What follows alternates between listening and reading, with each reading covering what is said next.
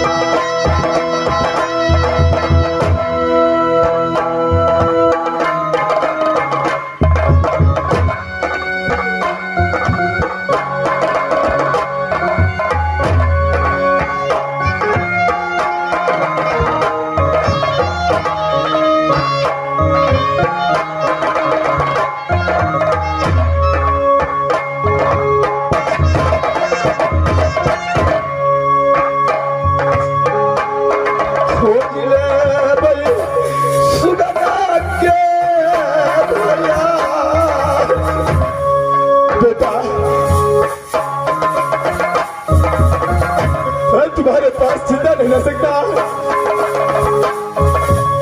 तेरा बिना तेरा मां कैसी रहेगी? बहुत बड़ा गलत तेरा पिता अंदर से कर चुका है बेटा। खोज ले भाई दुलारा के भैया, दुनिया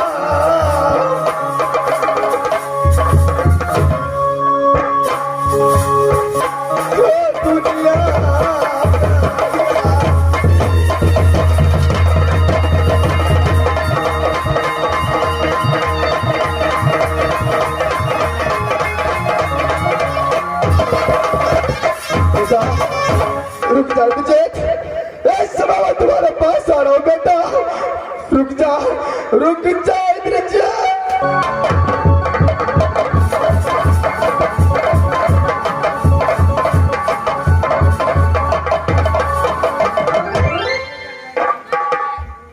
भगवान,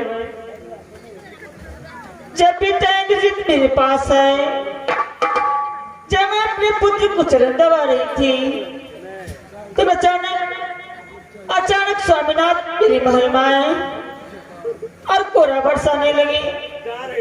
जब मैं अपने पुत्र को बचाने के लिए बचा रही थी तो स्वामीनाथ ने मुझे सबसे कोहरा मारा। लेकिन जब मैं स्वामीनाथ से पूछी, स्वामीनाथ ऐसा क्या गलती कर दिया है बेटा इंद्रजीत, तो आप इतना मार रहे हैं मेरे पुत्र को? तो स्वामीनाथ ने कहा कि राज महबा में बहुत जुर्म कर दिया है बेटा इंद्रजीत ने। तेरी सोना को लाली पलक बचा कर जैसे खिलवाड़ करने की कोशिश किया है। परमात्मा मेरे दिल में गवाही नहीं दे रही, मुझे विश्वास नहीं हो रही। एक तो प्रेमी की चंडाल स्वामीनाथ है, ऐसा लगता है कि मेरे पुत्र को प्राण बचने वाला नहीं है। अब मैं क्या करूं? मैं पल में अपने पुत्र के बिना नहीं रह सकती। ऐसा लगता है कि मेरा पुत्र अब इस संसार में जीवित नहीं है।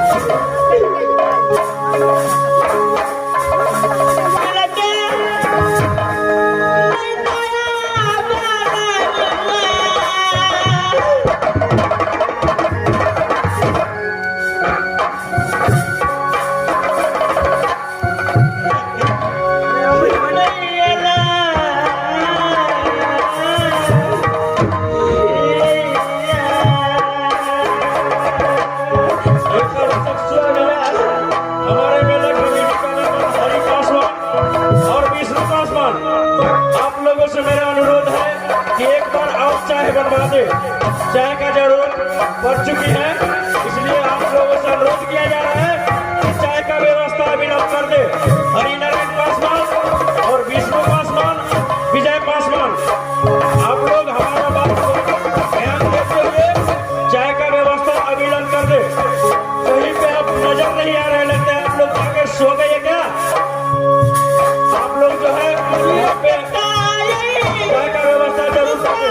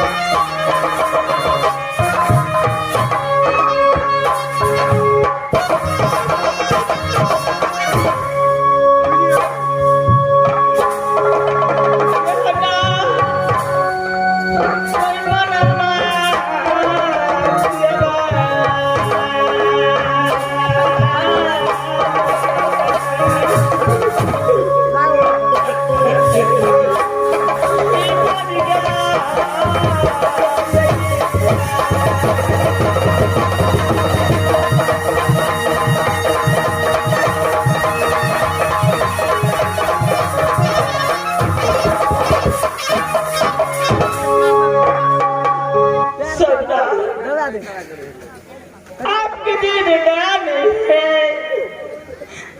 जो आप जानते थे कि इस दुनिया संसार में इकलौता पुत्र है इंद्रजीत, लेकिन सबिना जो भी गलती किया था आप पिता से अपने पुत्र समझ को माफ करते थे, लेकिन ऐसे आपने आप किया है, लेकिन मैं आपको कभी माफ नहीं करूंगी।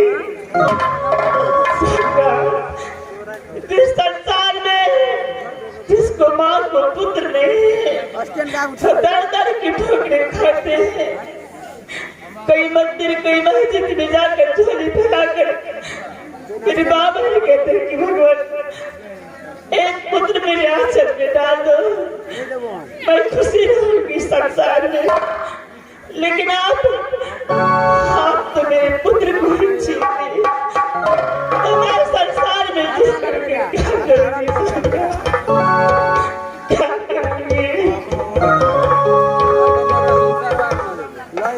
आप पुत्र के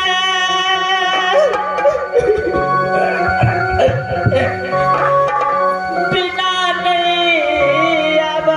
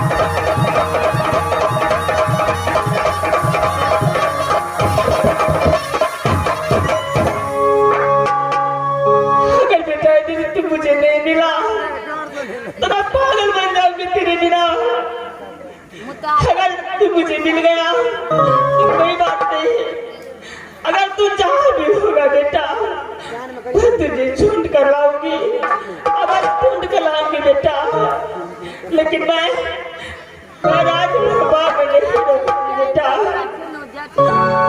जिस बात के आज चल का फूल ही नहीं रहा तो डाली कैसे हो सकती है बेटा। मैं नगर समाज छोड़ करके तुझे ढूंढ कर अवश्य लाऊंगी पुत्र, अवश्य लाऊंगी। हम नहीं रहा